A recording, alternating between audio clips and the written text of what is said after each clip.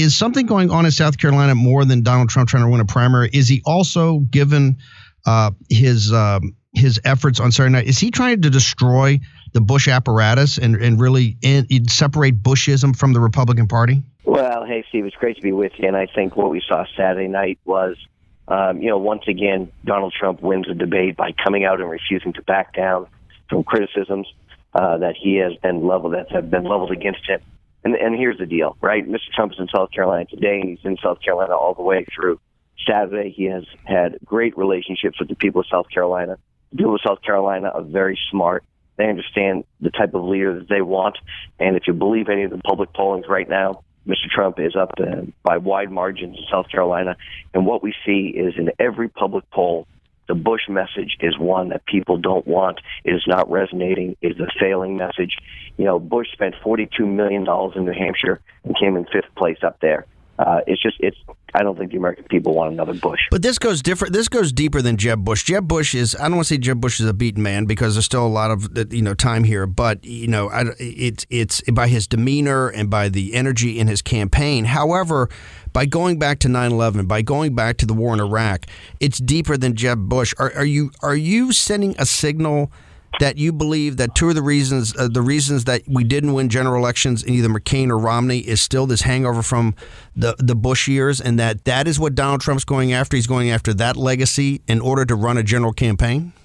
Well, I think what Mr. Trump has pointed out is that the war in Iraq has been a colossal failure. We spent trillions of dollars over there, $2 trillion over there, lost, thousands of lives, $2 billion, lost thousands of lives. It was a disaster.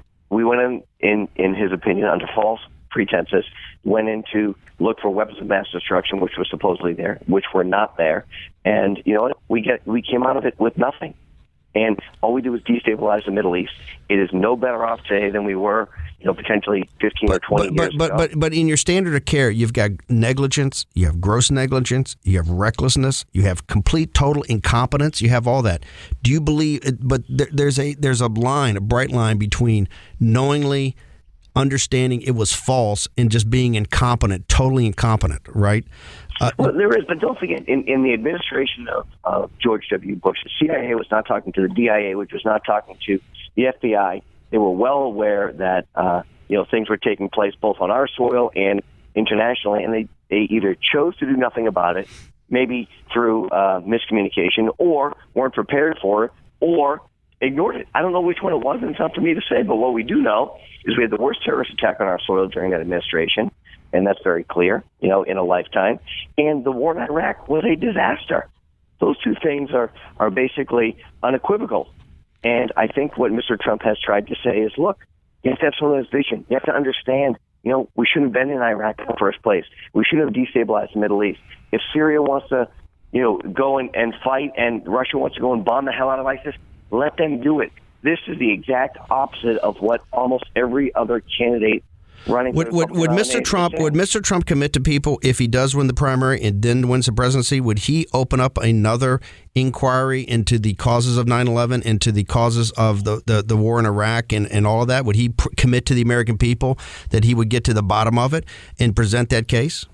Well, I think what you'd have to do if he was given the privilege of serving as president of the United States is look at the intelligence information that was available at the time. Understand and make sure that the intelligence agencies are actually working better. And I think that was, the ultimate premise of putting together the Department of Homeland Security. But unfortunately, it's run by bureaucrats. It's a giant bureaucracy that has no control of what's going on. We're no better off today than we were before.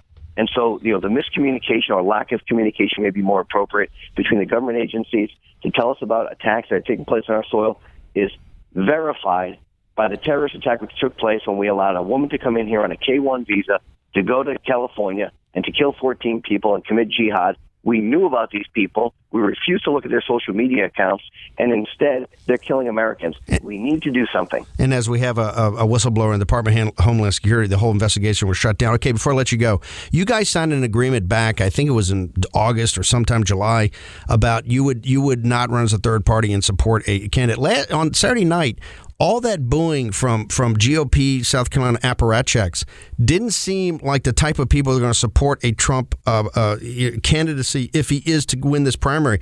Where do you guys stand with this right now? I mean, I wasn't getting a warm fuzzy from that audience on either Ted Cruz or particularly Donald Trump. So where do you stand? You guys have signed your deal. I don't remember. Has any of the Trump people booed people at these events when they try to speak? Marco Rubio or Jeb Bush or John Kasich, have they actually booed people and booed them? They haven't. And here's the difference, Steve. What you have is you've got a guy like Donald Trump who's bringing new people into the party, right? They're bringing disenfranchised people who have never voted before. We saw massive turnouts in Iowa, the highest ever. Massive turnouts in New Hampshire. We think that there's going to be a massive turnout in South Carolina. Those people are not turning out to support Jeb Bush and John Kasich and Marco Rubio, career politicians. They're turning out to actually change the fundamentally broken system that Washington, D.C. currently is, and that's why they're supporting Donald Trump in massive numbers. And what you have in this Republican Party is you have people who are operating under the old way of doing things. You got guys like Lindsey Graham who couldn't have won the primary in his own state. He was at 1%, so he got out of the race. He's now supporting another establishment candidate. This is a problem, right? There's only one candidate in this race who's a proven leader who can actually go on, win this nomination, and then win the general election with new voters coming in. And those are the blue-collar voters who the Republican Party has pushed aside for the last 20 years. And that candidate's Donald Trump. And if they don't start to realize that, this party is going to fall apart quicker than it ever has. Corey Lewandowski is a campaign manager for Donald Trump. Corey, thank you. I know you're incredibly busy. Thanks for taking time away today to join us on Breitbart News Daily. Thank you.